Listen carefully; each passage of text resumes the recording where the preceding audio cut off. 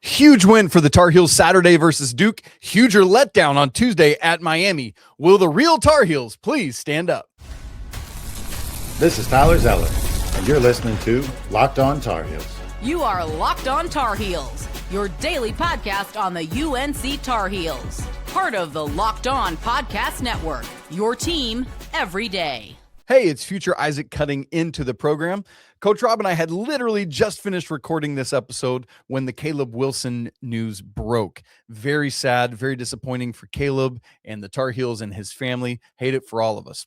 Obviously, though, because we had just finished recording the episode, we didn't know about the Caleb Wilson news when we recorded it. So as you listen to this episode, just remember we didn't know that yet. If you do want to hear me talk about my thoughts about Caleb's injury and what it means for the Tar Heels, I recorded live yesterday afternoon, right after the news broke. I'll link to that show right up here in the corner so you can watch it if you're watching on YouTube. If you're listening, you can obviously find that in the audio podcast feed as well. Hate it for Carolina, but on with the show, myself, Coach Rob, and gosh, prayers up for Caleb. Talk to you soon. Hey there, what's up? It's Friday, February 13th, 2026. Welcome into the Locked On Tar Heels podcast, the only daily North Carolina show out there. I'm your host, Isaac Schade. You're joining me at the place to get your Tar Heels content every single day. It's all part of the Locked On Network, the #1 sports podcast network out there. Thank you so much for making us your first listener watch to get this Friday and your weekend going the right way. Special shout out to all our everydayers who are here with us, all the members of the Locked On Tar Heels Discord and our insiders as well.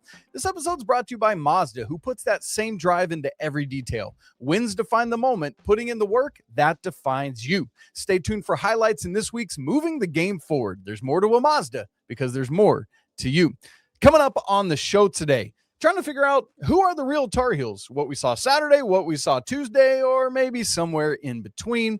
We'll get to our Four Corners preview for the Pitt game that's happening tomorrow afternoon. We'll get to know the Panthers a little bit. We'll talk about the massive weekend that's going on in Carolina athletics. Holy cow, it's like everybody and their brother is playing. Joining me to have all this great conversation today is our good brother, Coach Bill Robinson. Coach Rob, the head coach of the Milligan University Buffaloes. He is a 2-decade veteran of Carolina basketball school summer basketball camp, and he's written a book all about it, Carolina Basketball School History, Stories, and Drills. You need to get yourself a copy of this. You can find it on Amazon. You can get it directly from Coach Rob, and he'll sign it for you. So you need to check into that. It's a great thing. Coach, it occurs to me as we record, today is Friday the 13th, and tomorrow's Valentine's Day. It's kind of a wacky weekend. I hope that doesn't mean weird things are afoot. 13 was my number in college, so I had no problem with Friday the 13th. Perfect. I actually kind of look forward to it, and I always look forward to a good Valentine's Day with my wife. So I'm excited about the weekend.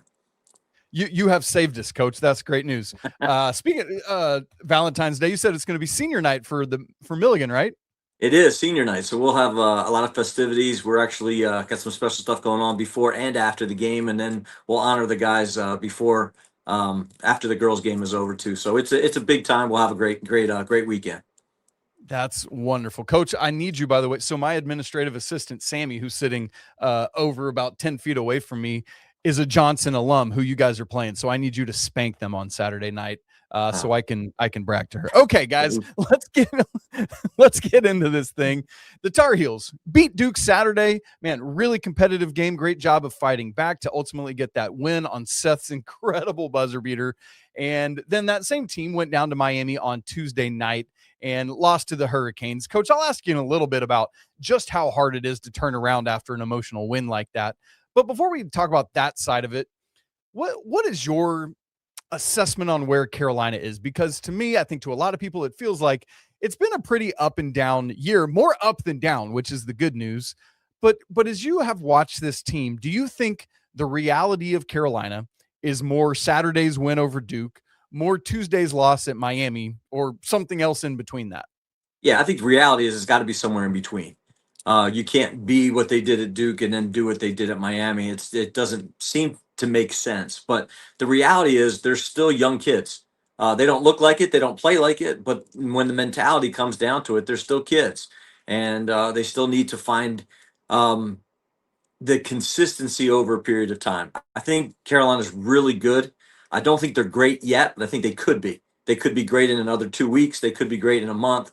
But right now they're still just really good, and that consistency has something to do with it. They have to remember how hard it is to do great things. And once you do them, you think, oh, we won, we beat Duke. But sometimes you forget how hard you had to play to be able to accomplish that goal. And they just didn't play that hard against Miami. It's interesting you say that. I love, man, it's really hard to be great. That's such a good quote that I am going to now steal and attribute to you anytime I say it. But Coach, what's funny is as I think about what you just said, I think it's easy for Seth Trimble. I think it's maybe easy for the coaches to be able to get everyone up for the Duke game because they understand just how big it is. I would imagine, based on what you just said, it's much more difficult to get them to understand how difficult it is to get up for the game after that, after you've poured out everything you just did into that Duke win. Yeah, and you don't have a whole lot of time to prepare. I mean, it's a really short turnaround with the travel to get down there and everything else. And I'm sure the coaches kept saying, "Hey, this is a great trap game for us. We need to make sure that we keep the guys super intense and make sure they understand that this." And Miami's good. It's not like they're a good team. It's not like it was a bad, awful loss. But I think I'm most disappointed in Seth. He just didn't play well. After that big emotional game, and then just to see him as the leader, you need him to be able to step up and maybe get their attention. Hey, I know Hubert likes for them to enjoy the Franklin Street experience. He wants those experiences as young kids to be something that they all experience. But the next day it's got to change, and that mentality has got to go right back to, hey, we haven't done anything. It's time for us to focus on the next one. What?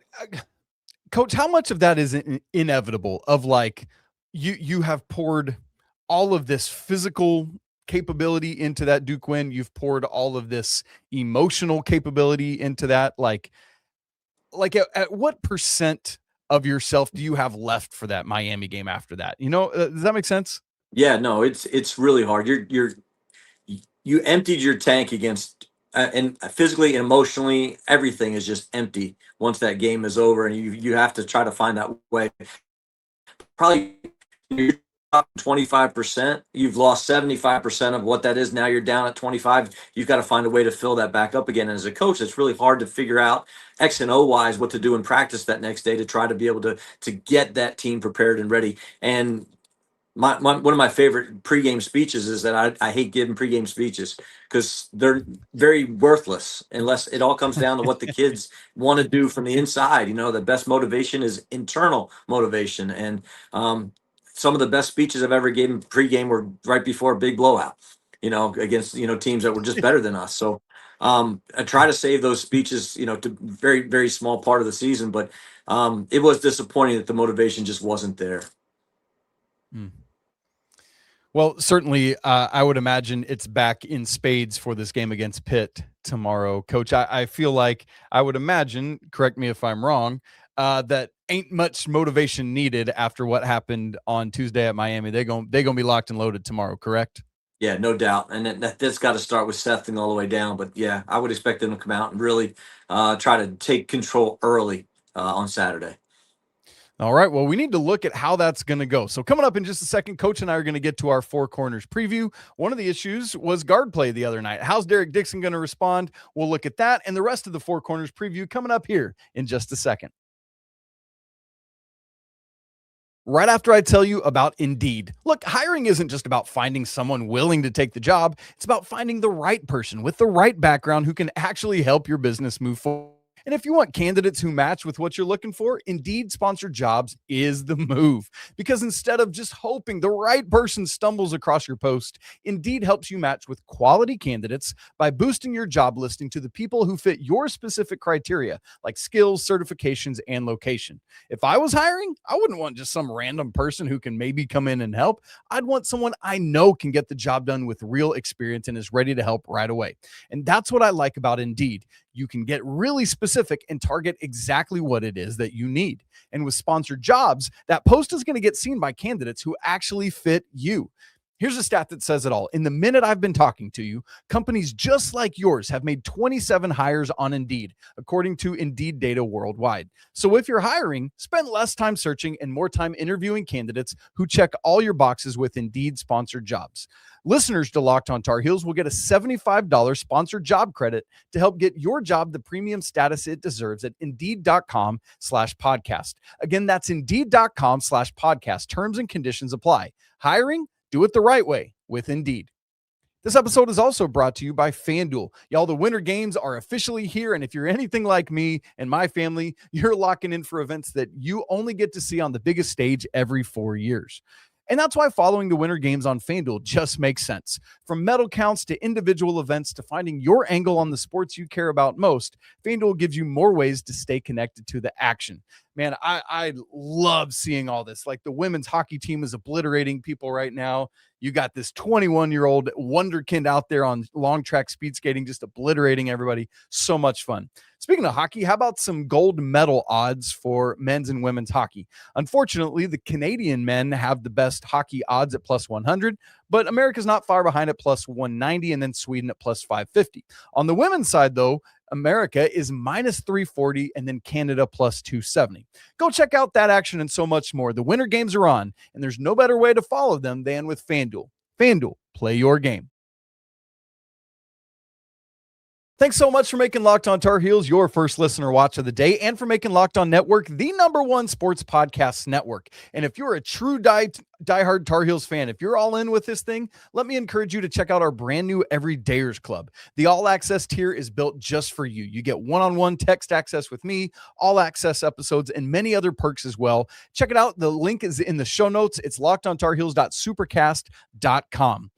Coach, I want to get to our Four Corners preview now, and as a lead into that, what's funny is, as you and I were preparing for our show today, as we were kind of talking through everything, make sure we were ready to go, we both separately came into this and said, I don't even really have things that I want to pay attention to with Pitt. This is all about the Tar Heels. Let's focus on Carolina. Coach, why did we both come at it that way? What is it for you that makes that the thing? Yeah, I learned a lesson early on as a coach. And when you're the better team, you focus on yourself and what you need to do. Doesn't really matter what the other team does if you're better talent-wise. And that's really how I feel about this matchup particularly. It's not always that way, but this weekend I do. And I think if they do what they're supposed to do, they'll take care of business. How do you determine when it is that you can just focus on Milligan and when it is that you need to focus like a little more game planning for the opponent? What's that line of demarcation? Yeah, it's a talent issue, in my opinion. I think that Carolina is just that much better talent-wise. Doesn't mean they can't lose to them. It doesn't mean that this is a guarantee, but the talent is there at every position. I don't think anybody would argue that, and I think that's really what when the games are a little bit more even talent-wise, then let's worry about both sides. But when it's all about the talent with this weekend's game. Great description. All right, Coach, let's get to the actual Four Corners preview here. Why don't you start us off, my friend? Yeah, I want to talk about the Derek Dixon, Kyan Evans, that the whole backcourt. It just seems very inconsistent. I wanted to see a little bit better, play from Dixon's obviously taken that position. It's his now. He did not play well on Tuesday night. Kyan actually played a little bit better, shot the ball better. So I want to see Derek Dixon establish himself as the guy, as the leader, with the ball in his hands, playing the point guard position, and really want to see him just get everybody involved early on come Saturday. Man, that's a good word. Yeah, I wish I realized in real time during that game, I was like, man, Dixon hadn't been playing as well. Evans has been in more, but to look at it once the game was over, Derek 1 of 9. You mentioned Seth struggling. He was 0 of 5 in that game. So your starting backcourt was 1 of 14, 0 of 9 from 3. That's just unfortunately not going to get it done, Coach. And so from both Derek and Seth, want to see Kyan. I would imagine this is the kind of game where Kyan should get some good run. And so very interested to see how they rebound from that and rebound period, because they have not rebounded well in the last couple games, which has been odd. Carolina been out rebounded in 3 of the last 5. Shouldn't be an issue on Saturday, but we'll see. Coach, number 2 in the Four Corners preview for me is Caleb Wilson going to be all right? We saw, Coach, I thought on Tuesday night, we saw both a physical issue and perhaps like a mental or emotional issue. And here's what I mean. Obviously, Caleb went back to the locker room, came out with his left hand taped up. We've since learned that it's some sort of sprain. How serious? How egregious is it? That we don't know. Thankfully, it's not a shooting hand, and so should be able to go. But how much will he be able to use it for balance on the ball? How much will he be able to use it defensively or blocking shots, anything like that? So that's going to be something to certainly keep an eye on. Is there a world in which he stays out of a game like this? I don't know that Carolina can afford to do that. They're not that level of elite, as you were talking about earlier. But then, Coach, there's also kind of the mental and effort side of this thing, because, my joke kind of this week has been, hey, you don't need your left hand healthy to box out on a critical free throw late in the game, right? And so when I say, is Caleb going to be all right, I mean that physically and mentally. What are you watching for with that? Yeah, he's a teenager, and I think people forget that. He doesn't look like a teenager, doesn't perform like a teenager, but he's a teenager, and Yeah. there's a lot of mental side that goes into this, and he just went through this huge mountaintop experience of, beating Duke and crashing Franklin Street, and I'm sure his life is way different than anything we can imagine, but it takes a really mature kid to be able to turn around and say, I'm just going to play harder tonight than I did against Duke, and it's very hard to do. That's how I saw it. I saw it, maybe just raising his level to whatever the level of play is, and it just wasn't enough, and just didn't think he played as hard as he did against Duke. So hopefully that tank has filled back up over the last several days, and he'll be ready to take it to the Capels on Saturday, because we know there's some weird blood there these days. Coach, what's number 3 in the Four Corners preview? For me, it's just the defensive intensity. Again, the shooting percentage, especially first half, was really poor against Miami. But the defensive intensity, I think, is the overall key to the success of the Tar Heels right now. I thought the rim protection was poor. It seemed like Henri was a little slow, maybe just a little lethargic as well. He didn't defend the way he normally defends, didn't help the way he normally helps. And so to me, that's the big thing. Defensive intensity, defensive field goal percentage. Those are things for me to watch on Saturday. Yeah, I mean, Carolina got beat up in the paint. Points in the paint was, I think, 48-26 in favor of the Canes on Tuesday night, against what, a lot of people around the country say is the best front court in the ACC. Well, they certainly didn't prove it in that one. Have a chance to make amends for that tomorrow afternoon, Coach. And so we'll see. By the way, Pitt's leading scorer, and we'll talk more about this in the third segment, is their center, Cam Corrin. And so all the more so an opportunity to prove that was an anomaly on Tuesday. So, Coach, 4th in the Four Corners preview. This is Carolina's last. Heels should pretty easily win this game of the season. After this is a quad 3 opportunity. Everything after this is either quad 1 or quad 2, at least in the regular season, and at least as things stand now. So we'll see how the quads can shift and the whole net, whatever. Fine.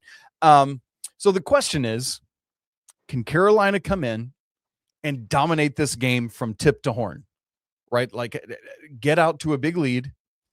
Don't let them get an ounce of hope, because that's when a lesser team starts to play better, is when there's like, let's try here. Let's really do something. Put them out of their misery early, and don't let them have a shred of hope of anything. Coach, how can a team do that? Yeah, especially at home. You want to establish things right away at home. Get the crowd involved. Crowd was great against Duke, obviously. One of the best crowds. People that I know that were there says one of the best crowds they've ever seen. That's the big thing. You want to defend your house, obviously. That's something we always talk about. But right now, they need to just kick somebody. And I think that's from a mental perspective and physical perspective. And part of that is, you talk about Caleb's injury, you talk about some of the guards.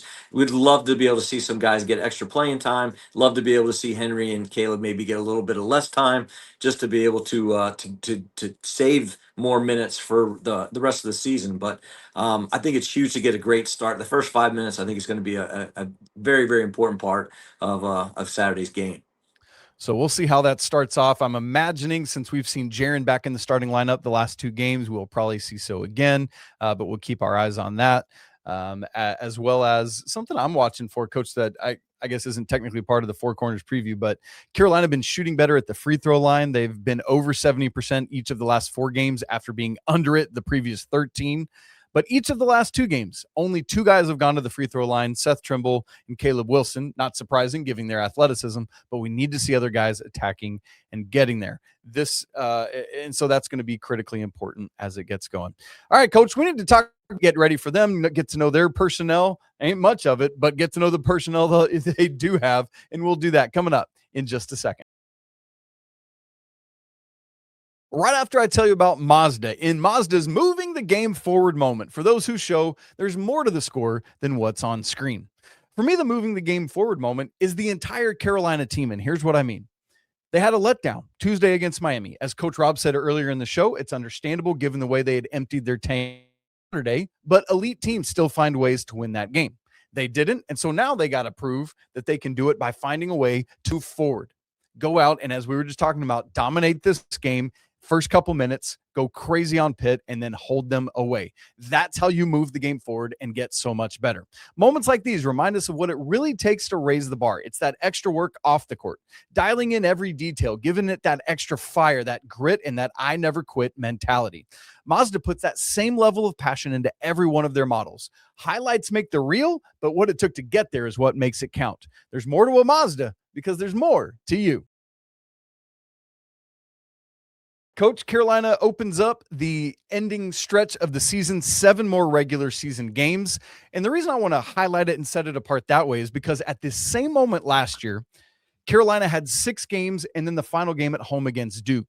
And it was a very winnable stretch of 6 before that Duke game where they really, really needed those games to get into the bubble conversation. They ended up winning all 6 of those before losing to Duke. And that was a big part of what got them that last spot in the 25 NCAA tournament. Similarly, Carolina had won 5 in a row. They have just lost to Miami, and now they got a stretch of 6 games, of which they've got multiple tough ones at NC State, home against Louisville, home against Clemson, amongst the others. Coach, this is a time to ramp back up, and it's nice to have Pittsburgh as the first game in that schedule. How can not only they just blitz Pitt, hopefully, but how can that set them up for this closing stretch? Yeah, when you get winning multiple games in a row, and you can kind of streak it all, it gives you that confidence that, hey, we're going to win every game. And it just takes one loss like Tuesday to make you feel like, hey, man, this is hard. It's hard to win college basketball games. I don't care what level you're talking about. It's hard to win those games. So you want to get back feeling good about yourself, feeling good about what you're doing to be able to get some momentum into some of those harder, tougher games. Yep, because literally the very next one is going to be insanely tough at NC State over in Raleigh on Tuesday. And so this will be a nice on-ramp for that. All right, Coach, Carolina hosting Pitt tomorrow, Valentine's Day, February 14th, in the Dean E. Smith Center. It's a 2 p.m. tip on ESPN. We don't have the FanDuel line yet, but Ken Palm favors Carolina by 13, Torvik by 14. Carolina leads the all-time series record, 18-9. They've won 3 of 4, although they lost 5 of 6 before that. Jeff Capel, the Dookie, is the head coach there. This is his 8th season. It ain't going very well. We'll get to that in a second. Obviously, his brother Jason, Tar Heel alum, is on staff there. And Coach, it's been contentious between the Capel brothers and the Tar Heels over the last couple years. How do you handle when stuff is weird like that? What do you do? I think you just treat it with as much respect as you can. I don't think you need to approach it. I think make sure you greet them and just like you would any other team that's in, and really not try to make it not an issue at all. But it is an awkward situation. I know Jason has had some issues, but you just treat it like it's an everyday. It's just business as usual, and just go about what you need to do to prepare your team and go win a game. And I think some of that might even be helped by the fact that Pitt is not good at basketball this year. Coach, they were picked 14th in the ACC preseason. Right now, they're 16th of the 18 teams in the standings. They're 125th in the net, making this a quad 3 game. I said it earlier, but every game the rest of the way after this, at least right now, is in quad 1 or 2. Pitt is 108 at Ken Palm, 109 at Torvik. Both their offensive and defensive efficiency are in the 115 to 120 range at both sites. So that's what you're looking at. So far this season, Coach, they're 9-16 overall, 2-10 in ACC play. They've lost 4 in a row, 7 of 8, and 10 of their last 12. Their best non-con wins, they did beat Ohio State by 1 at home. They also beat Penn State, but every other non-con win was outside the top 200. Their 2 ACC wins, they won at Georgia Tech and at home against Wake in overtime. In non-con play, they lost to Quinnipiac and Hofstra both. That's not good. And in ACC play, they've lost to everyone. So I won't list it off for you because there's 10 of them. Usual starters, Coach. And this is where we get into, I alluded to this, but due to some injuries and maybe just lack of capability, Pitt's basically only playing 6 dudes right now. DeMarco Minor starts at the 1. He's 6 foot 190, a senior. He leads them in assists at 3.5.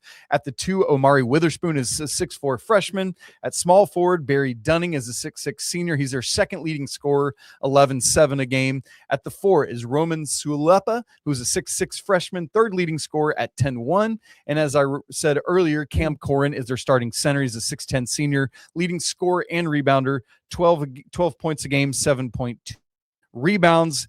In terms of depth, right now it's literally just Nojas Indrisitis. They also play Kieran Mullen and Makari Moore, but those dudes are just getting a couple minutes a game. Brandon Cummings, their leading scorer, hasn't played since the end of January. He's got an ankle thing, and it sounds like he might be done for the season, Coach. So, look, literally, they got 6 dudes. How are you attacking that? Oh, we want to make sure you running multiple people in and trying to keep the paces going. Let's see how many possessions we can get. I would not expect them to play a whole lot of zone. I don't like the zone right now anyway. I don't know why they keep doing that, but I would like to see them pressure and just try to get the tempo going in a way where those guys should be gassed in the first 8 minutes of the game. Yeah, Pitt right now is 339th nationally in adjusted tempo. You talked about that zone, Coach. They went zone, and it was the Red Sea just parted. It was wild. It's like let's never see that again. But Coach, you talked about that full court pressure, and it's been very effective this season. And why is that a good thing to use to speed up a team, to exhaust a team that's only got 6 dudes they're rotating through? Yeah, because fatigue makes cowards of us all. I think that was Vince Lombardi who said that. That's a great quote. I've never heard that. Wow. Yeah, it may have been an old military term, but the more they can get those guys to do things they don't normally want to do, get the ball out of the point guard's hands, make somebody else make decisions, and just get them to the point where the pace is just uncomfortable, offensively and defensively. It doesn't necessarily have to be the defensive end too, but love to see them have to make them sprint in defensive transition, make them do things that they don't necessarily want to do, or at least at the pace they don't want to do it. And I think the more possessions definitely favors the Tar Heels. All right, Coach, as I said, Carolina is a 13 or 14-point favorite, depending on whether you look at Ken Pom or Torvik. What's your prediction for how this one turns out? 86-70. I think that's the score, and I think the Heels will get and I think they'll kind of coast in at the end, but I'd love to see them get up 15-20 in the first half and then just be able to manage the minutes any way Hubert wants to finish out the game. I like that. For those who have been with us, I've been putting a reverse jinx on the Tar Heels, and it had been working gloriously until Tuesday. So the jinx is over, and that means we can't go back. It's done. I'm back to picking in favor of the Tar Heels. Carolina, I got a very similar line, but about 10 points less per team. I'm going Tar Heels 79-60 in this thing. I think, as you said, I think they can absolutely get it out over 20 most of the game, lead by that most of the second half, and then maybe things tighten up a little bit right there at the end, because that's what we've seen this season. That's why I went with a 19-point margin. Coach, a crazy packed weekend in Carolina athletics. Women's basketball played yesterday on Thursday. We're recording before that game, so we don't know the result, but they hosted SMU. Carolina comes into it on a 7-game winning streak, 21st in the nation, 20-5 overall, 9-3 in ACC play. But the big one, Sunday, they are in Durham at number 11 Duke. That's going to be on ABC, Coach. That'll be fun, 1 p.m. Really good stuff there. Men's tennis is hosting Campbell Sunday at noon. Baseball opens up this weekend. I am so excited. You all know I'm a big baseball geek, so I cannot wait to see the Diamond Heels in action. This pitching staff is crazy. They're hosting Indiana. All 3 of these games are on ACC Network Extra. Today, Friday at 4, tomorrow at 1, Sunday at 2. So keep your eyes on that. Softball team, 4-0 on the season. They're hosting the Carolina Classic this weekend. Bryant, Northern Kentucky, Monmouth, they're all in. Carolina's playing them all a gajillion times between now and Sunday. Check out the schedule for that. Wrestling is in Blacksburg tonight, 8 p.m. on ACC Network Extra. Heels are ranked 13th in the nation, 9-3 overall, 2-2 in ACC play. Both lacrosse teams are in action. The men are 1-0. They're hosting High Point today at 5 p.m. on ACC Network Extra. The women are up at Syracuse, second match of the season, and it's an ACC one, 2:30 this afternoon on ACC Network. Gymnastics is at NC State, who's 21st in the nation tonight, 6:45 on ACC Network Extra. And then they head west to the Metroplex Challenge in Fort Worth, Texas, where they will see Auburn, Boise State, and NC State again. Got to go all the way from Fort Worth to play a team you just played. That's wild. Swimming and diving have the ACC championships going on. That starts Sunday, runs all week long. Fencing is in Cincinnati right now. Track and field divided up. All sorts of all over the place. Some people are at Liberty, some at Clemson, some at Boston University, and some at Wake. So they're scattered to the winds, and we'll see how all that goes. Coach, love all that activity going on in Chapel Hill and for some of these Carolina teams this weekend. No, it's all over the place. That's kind of what's going on here too on campus. You got a lot of stuff going on. Winter sports are finishing up, and the spring sports are getting started. So it's just a lot of activity everywhere. The Milligan's baseball team's playing really well right now, right? They're like undefeated. Start, yes. To start, yeah. and they've got a squad, so it's gonna be fun to watch. That makes me happy as somebody that played on that team for one semester. Okay, guys, thanks so much for being with us. Always so great to have our brother, Coach Rob, on. You all know what a sacrifice that is for him in the midst of his own basketball season. So please shout him out in the comments. Spam the comments. Thanks, Coach Rob. We love you. Let's get some of that going on. That'll be wonderful.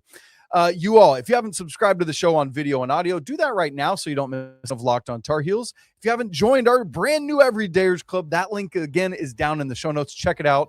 We'd love to have you there. I'd also love to see you in the Locked On Tar Heels Discord, a great community of hundreds and hundreds of Tar Heels fans. We hang out and chat in there all the time. You guys, we will chat live after the game tomorrow, hopefully after an absolute beatdown. Make plans to join us on YouTube for that. In real time, it's always a party, unless they lose, in which case it's a therapy session. Always a great day to be a Tar Heel. Can't wait to talk to you tomorrow, but until then, peace.